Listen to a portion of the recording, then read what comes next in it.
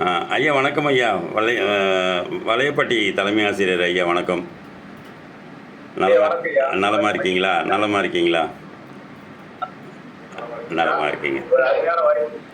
மகிழ்ச்சிகரமான ஒரு நாளாக அமைந்திருக்கிறது. சரிங்க. மாணவர்கள் புத்தகம் ஆர்வத்தோடு இருக்காங்க. சரிங்க. கண்டிப்பாக இணையலாம். அனைத்து சாத்தியங்களும் தொடர்ச்சியா நடத்தி மாணவர்கள் திறம்பட இன்னும் கொஞ்சம் சத்தமாக பேசினா நல்லாயிருக்கும். இல்லைன்னா அந்த மைக்கு கிட்ட போய் பேசுகிற மாதிரி இருக்கும். சரி. ஐயா ஒன்றும் இல்லை, நான் பள்ளிக்கு ஒரு ஒரு ஆண்டுகளுக்கு முன்னாடி நான் வந்திருக்கேன் உங்கள் பள்ளிக்கு. நீங்கள் அந்த பள்ளிக்கு வந்து முதல் நாள் 2ஆம் நாள் நினைக்கிறேன், ஒரு வாரத்துக்குள்ளே எங்கள் திருக்குறள் குழந்தைகள்லாம் கூப்பிட்டு ஒரு மிகப்பெரிய விழிப்புணர்வை ஏற்படுத்தினீங்க. அதன் காரணமாக இந்த ஆண்டு உங்கள் பள்ளியிலிருந்து 3 பிள்ளைகளை தேர்வு செய்து கொடுத்துருக்கீங்க. அந்த பிள்ளைகள் வந்து சரியான முறையில் படித்து 1330 திருக்குறளையும் ஒப்புவித்து நாமக்கல்லில் இருக்கிற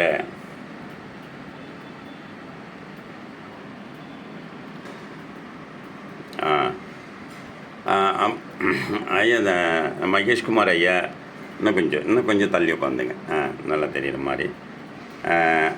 மதிப்பிற்கும் மரியாதைக்கும் உரிய மகேஷ்குமார் ஐயா அவர்கள் வெண்ணந்தூர் பள்ளியில் பணியாற்றும் போதே நான் அந்த பள்ளிக்கு போயிருக்கேன்.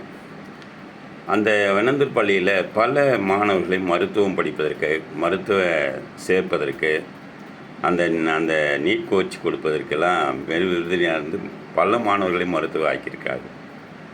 அந்த வகையில் அந்த பள்ளி சிறப்பு பெற்று தமிழக அரசினுடைய நாட்காட்டியில் அந்த பள்ளி இடம்பெற்றது. அப்படிப்பட்ட தனித்துவமிக்க தலைமை ஆசிரியர் அவர் மாறுதல் காரணமாக வலைப்பட்டிக்கு வரும்போது எங்களுடைய பள்ளியில் திருக்குறள் வேண்டும் என்று அழைத்ததன் பேரில் நான் சென்றிருந்தேன். வந்து ஒரு வாரம் கூட ஆகலை. ஆனால் அந்த பள்ளியில் ஒரு சிறப்பான வழிபாட்டு கூட்டத்திலே அறிமுகம் செய்தார்.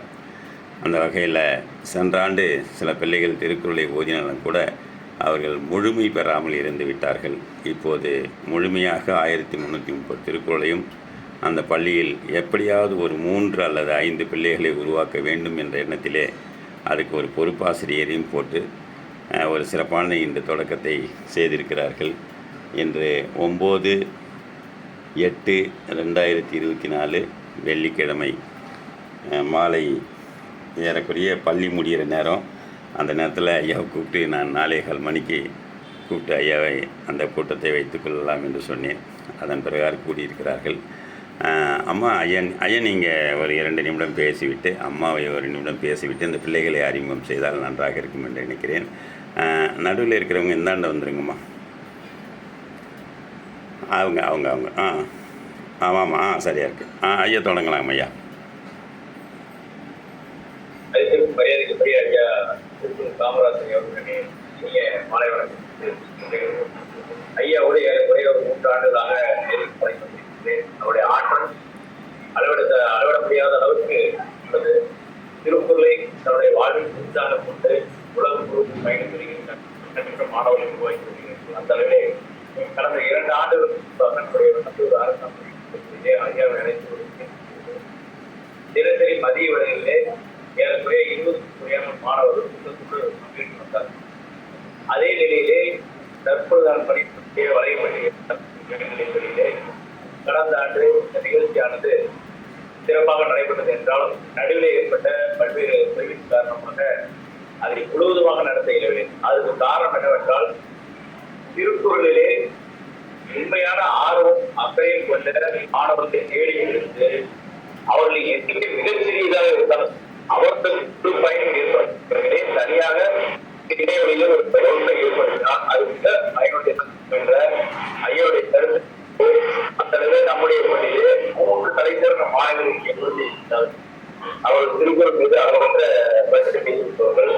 அவர்கள் காலை வேளையிலே இடைவெளியில் அவர்கள் தந்தையார்களை நாம் ஐயாவோட திருப்பம் நிச்சயமாக இந்த வருடத்திற்குள்ளாக அனைத்து திருக்குறளையும்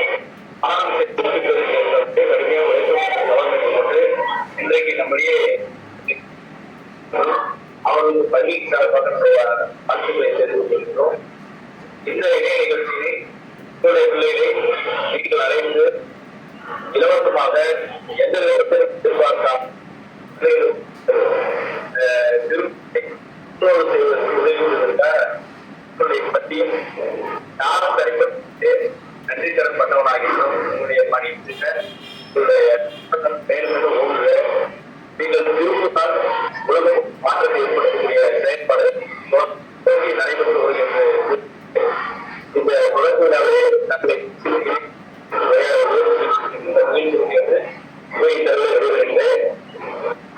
நன்றியா, நன்றி. அருமையான ஒரு தொடக்க உரையாக ஆற்றி இந்த பிள்ளைகளுக்கு எல்லாம் முன்மாதிரியாக இருக்க வேண்டும். இந்த பிள்ளைகள் நீங்கள்மா 8:30 மணிக்கெல்லாம் பள்ளிக்கு வந்துவிட வேண்டும்.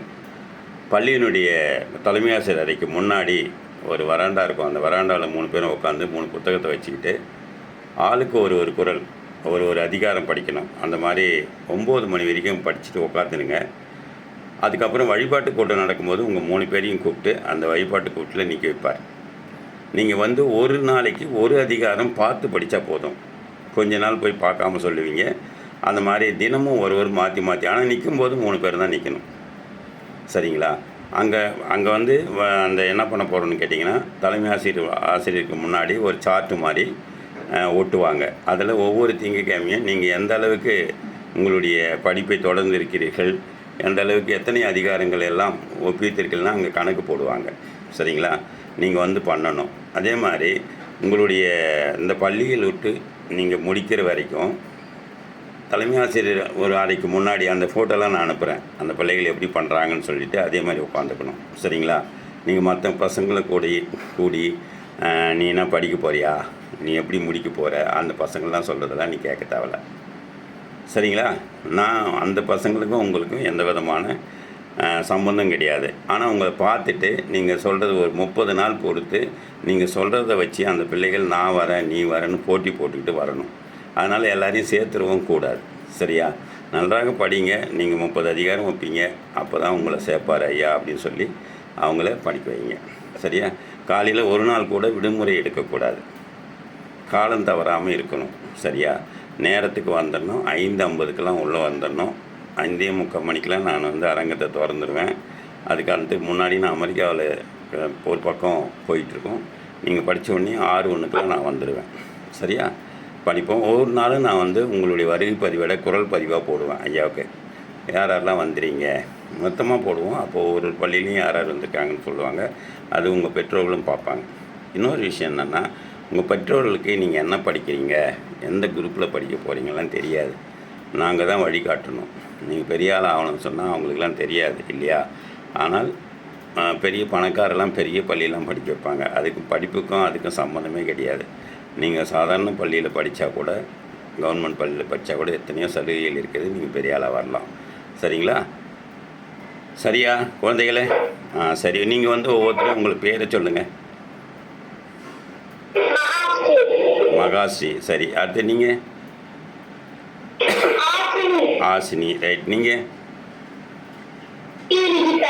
நீங்கள் இடைநிறுத்தம் பண்ணுவீங்களா? எத்தனை நாள் வருவீங்க அந்த வகுப்புக்கு? எத்தனை நாள் வர மாட்டீங்க? Sir right. வாழ்த்துக்கள். நீங்கள் அதே மாதிரி 8:30 மணிக்கெல்லாம் நீங்கள் வந்து உட்காந்து வட்டம் போட்டு படிக்கிறீங்களான்னு சொல்லிட்டு பார்க்குறதுக்கு அம்மா அவர்களை நியமித்திருக்கிறார்கள். அம்மா அவர்கள் உங்கள் பேரை சொல்லி நீங்கள் உங்களை அறிமுகப்படுத்தி விட்டு நீங்கள் பேசலாமா? ஒரு நிமிடம்.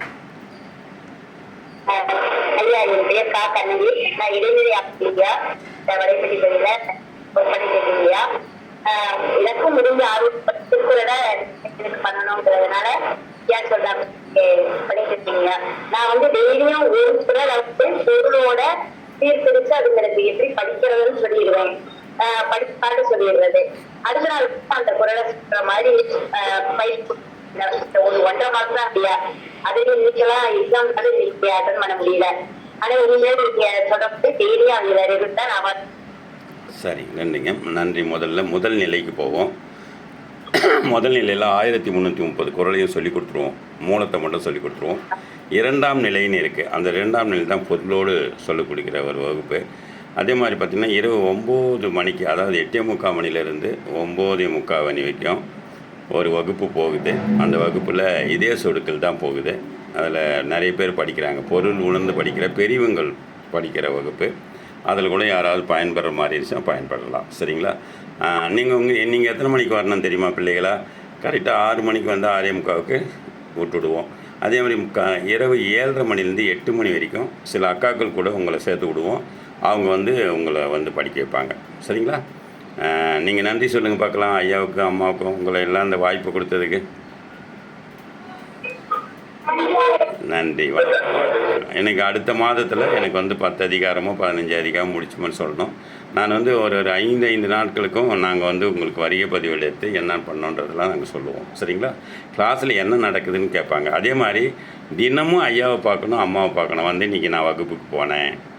நீங்கள் அந்த முன்னாடி வந்து உக்காந்துட்டிங்கனாவே தெரிஞ்சிடும் நீங்கள் வகுப்பில் இருக்கீங்களா இல்லையான்னு சொல்லி. சரிங்களா? உங்களுக்கு 3 திருக்குறள் புத்தகம் கொடுப்பாங்க ஐயா. இல்லைன்னா நீங்கள் வாங்கிக்கணும். வாங்கி எழுது பண்ணிங்க. அப்படி இல்லைன்னு நான் அனுப்பிச்சி விட்றேன். சரிங்களா?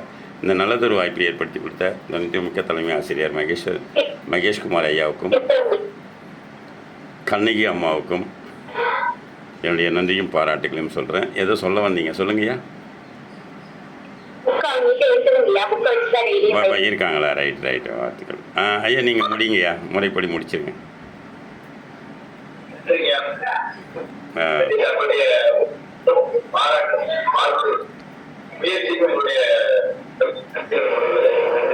நன்றி ஐயா, நன்றி, வணக்கம், வாழ்த்துக்களையா.